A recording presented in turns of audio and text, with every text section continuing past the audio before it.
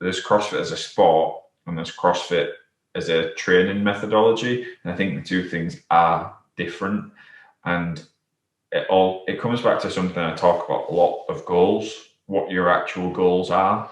So like if your goals are just to go to a gym, have a bit of fun, make a bit of progress, make some friends, CrossFit, go for it, have fun. If your goals are to get as strong as possible, don't CrossFit. If your goals are to get as fit as possible, don't CrossFit. If your goals are to get as big as possible, don't CrossFit. Do you know what I mean? It depends on your goals. There's a really good podcast, Modern Wisdom, a guy called Chris Williams with Propane Fitness, and they talk about the fitness menopause and how what a lot of people do is they start training when they're younger and they basically train like a bodybuilder through their late teens and mid-20s and late 20s, realize that actually they don't like that kind of training and they just go to the gym because they kind of feel like they have to. And then they'll start doing a martial art, or they'll start doing running, or they'll start triathlons, or they'll start CrossFit or yoga or something. And it's the fitness menopause of realizing that the training they've been doing, they don't actually enjoy. And they're no longer doing it because they enjoy it. They're doing it because that's just what they know. And so for those people who are already in shape or already happy with their physiques and they don't have a strong physique goal, they're just doing it for the sake of doing it, something like your CrossFits and stuff like that is really good for them. Now, of course, there's problems with CrossFits just as there are with anything else. Like, for example, me personally, things I would take away if someone was doing CrossFit without aspirations of competing is handstand press-ups. Just get rid of them. The risk is just too high. Most people just you don't need to do them. There's no benefit to a handstand press-up over just doing a strict press unless you're trying to compete or you specifically want that skill. Same with a lot of other stuff, like a lot of the kipping skills. If you want to compete in CrossFit, yes, 100% you need to do them. You need to learn how to do them.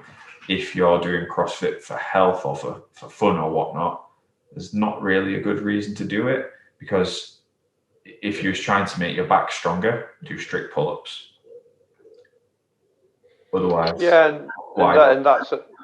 yeah, definitely. That's a good point as well, because CrossFit, when you look to, if you want to do it casually, fine, but if you want to compete, there's a massive skill element involved as well, and the kipping stuff and the handstand stuff, it's very skill based, isn't it? It takes a lot of mastering to be good at it, because like you said, fundamentally you are not going to be, the pull-ups is a good example. There's nobody going to stay there and do 500 strict pull-ups.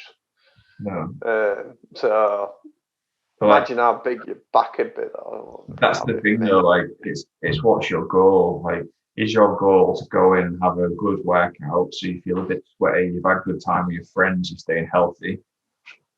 What's the difference between doing 15 strict pull-ups or 25 kipping ones? If you're competing, you need to be able to do both. If you're not competing, just do them strict. Like, it's safer, you get more results out of them, and it's more repeatable as well. Now, I'm definitely not bashing CrossFit at all. Like I said, I think it's fantastic. I just think it does talk about scaling, but I just think the way it's scaled needs to be adapted a little bit. So some examples of scaling that I've seen is people who can't do strict pull-ups are taught kipping pull-ups. I think that's backwards. I don't think you should be doing that, because when you do a strict pull-up, if you don't have the structural integrity in your shoulders to pull yourself up, you just can't do it. So there's not the risk. If you're doing a kipping pull-up, as you come back down here, all your body weight is about to go straight through that joint. Bang, there in the bottom position. If you're not strong enough to do a pull-up, what makes you think your shoulder is strong enough to catch all 90 kilos of you in that position there without it causing any injuries? It just doesn't seem right. It's how you progress the scale of it. Like that just doesn't seem sensible.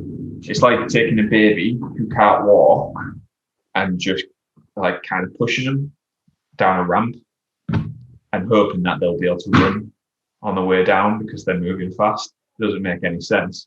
You need to teach them how to walk on a flat surface, run on a flat surface, then run up a hill